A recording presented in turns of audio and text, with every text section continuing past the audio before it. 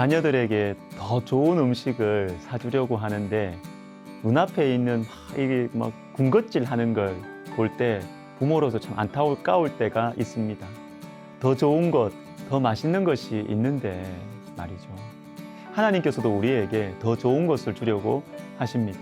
우리는 놀라운 기적을 주로 원하지만 더 좋은 것이 있습니다.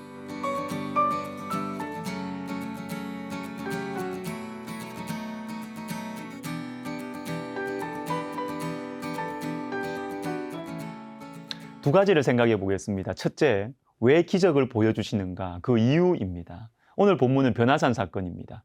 하나님으로서의 놀라운 영광을 감추시고 사셨던 예수님께서 오늘 본문에서는 하나님의 영광을 살짝 보여주십니다. 그리고 구약의 위대한 두 인물인 모세와 엘리야가 나타납니다. 놀라운 기적이죠. 왜 이런 기적을 보여주실까요? 7절이 중요합니다. 마침 구름이 와서 그들을 덮으며 구름 속에서 소리가 나되 이는 내 사랑하는 아들이니 너희는 그의 말을 들으라 하는지라. 신적인 영광, 모세, 엘리야 정신이 없어요. 그런데 구름이 와서 덮어버립니다. 그만 보라는 겁니다. 그리고 메시지가 들립니다. 너희는 그의 말을 들으라. 무슨 말입니까? 이 놀라운 기적, 이 놀라운 사건 자체가 중요하지 않다는 것이죠. 예수님의 말씀을 잘 듣는 것이 중요하다. 기적을 보고 체험하는 것보다 더 중요한 것은 예수님의 말씀을 듣고 순종하는 것이다. 요 메시지. 아니, 이 놀라운 기적을 보여주시는 이유가 뭐냐? 바로 이것 때문이라는 것입니다. 너희는 그의 말을 들으라. 마태복음 12장에서 예수님께서 이렇게 말씀하셨습니다. 그때에 서기관과 바리새인 중 몇 사람이 말하되 선생님이여 우리에게 표적 보여주시기를 원하나이다. 이 표적을 보여달라는 거예요. 기적을 보여달라는 것입니다. 이때 주님께서 더러운 귀신이 나간 사람을 예로 들면서 이렇게 말씀하십니다. 44절에 이에 이르되 내가 나온 내 집으로 돌아가리라 하고 와보니 그 집이 비고 청소되고 수리되었거늘 이에 가서 저보다 더 악한 귀신 7을 데리고 들어가서 거하니 그 사람의 나중 형편이 전보다 더욱 심하게 되느니라. 이 악한 세대가 또한 이렇게 되리라. 여러분, 마지막에 나오는 이 악한 세대가 무엇일까요? 방금 이 말씀에 나왔어요. 표적을 구하는 세대입니다.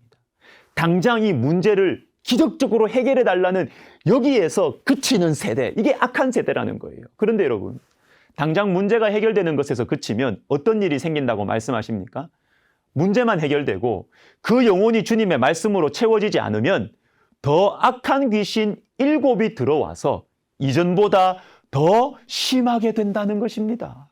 사랑하는 여러분, 힘들 때, 괴로울 때 주님을 찾으십시오. 주님의 기적을 구하십시오. 그러나 거기에서 그치시면 안 됩니다.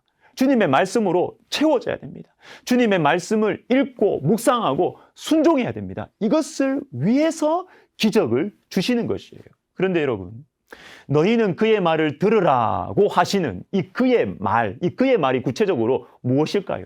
그게 바로 오늘 본문 바로 앞에 있는 바로 엿새 전에 제자들이 들었던 그 말씀이에요. 8장 31절 인자가 많은 고난을 받고 장로들과 대제사장들과 서기관들에게 버림받아 죽임을 당하고 사흘 만에 살아나야 할 것을 비로소 그들에게 가르치시되 34절 누구든지 나를 따라오려거든 자기를 부인하고 자기 십자가를 지고 나를 따를 것이니라. 우리를 구원하시기 위한 예수 그리스도의 고난, 죽음, 부활 그리고 그분을 따라가기 위해서 우리 자신을 부인하고 나의 십자가를 지는 것 바로 이것 들으라는 것입니다. 너희는 그의 말을 들으라. 이것을 들으라. 이걸 위해서 변화산의 놀라운 기적을 보여주신 것입니다. 여러분, 기적을 체험하셨습니까? 우리 인생을 돌아보면 놀라운 기적, 많은 축복 우리 받았죠? 그러면 우리 섬기십시다. 축복을 감사하고 자랑하는 것에서 멈추지 말고 나를 부인하고 나의 십자가를 지고 섬기십시다. 너희는 그의 말을 들으라. 한 가지 더 봅시다. 베드로가 이 놀라운 광경에 막 무서워했어요. 이 무서워할 때 예수님께 말을 겁니다. 이 엘리야도 있었고 모세도 있었는데 이 두 사람한테는 말을 못 걸고 예수님께 말을 걸어요. 물론 이 베드로가 하는 말이 정신없는 상태에서 이렇게 나왔지만 두려움 가운데 있을 때, 무서워할 때 예수님께 말을 했다. 이 사실이 참 감사하게 다가왔어요. 우리가 베드로와 같다는 생각이 들지 않습니까? 생각하지 못한 아픔이 찾아올 때 우리는 무서워합니다. 당황해야 합니다. 놀라운 기적이 일어나도 어찌할 바를 모릅니다. 이해하지 못하는 일들이 우리에게 너무 많아요. 그러나 나의 이 연약함, 나의 이 부족함을 예수님께 말해도 된다는 것입니다. 모세는 율법의 상징이죠. 엘리야는 능력의 선지자입니다. 모세에게 말하면 지적받을 것 같고 엘리야에게 말하면 내 믿음 없는 것 때문에 막 부끄러움을 줄 것 같아요. 그러나 우리 예수님은 받아주십니다. 베드로의 말에 예수님은 아무런 꾸중을 하지 않으시고 예수님은 베드로를 받아주세요. 나의 연약함을 받아주시는 것입니다. 최근에 알게 된 좋은 찬양이 있습니다. 공감하시네 라는 찬양인데요. 그 가사가 이렇습니다.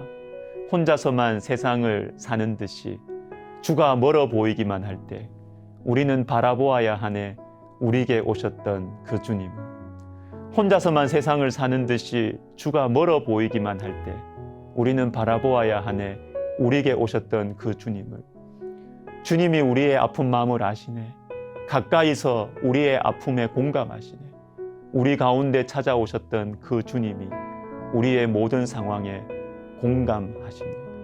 여러분, 예수님은 우리에게 오신 하나님이세요. 멀리 계신 무섭고 능력 많고 그러나 두려운 하나님이 아니라 우리 곁에 오신 하나님이 예수님이세요. 우리의 연약함을 아십니다. 우리의 두려움을 아십니다. 우리의 부족함을 이해해 주십니다. 우리 예수님께 나아가십시다. 말씀을 묵상하면서 기도하면서 예수님께 내 마음을 있는 그대로 베드로처럼 말씀하셔도 돼요. 예수님께서 대답해 주실 것입니다. 위로해 주실 것입니다. 기도하겠습니다.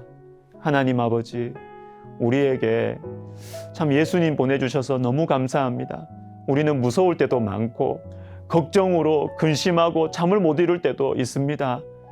내 아픔과 내 연약함과 부족함을 공감하시는 우리 예수님께 내 있는 마음 솔직하고 정직하게 말하겠사오니 주님 위로해 주시고 지혜와 능력을 주옵소서. 예수님의 이름으로 기도하옵나이다. 아멘.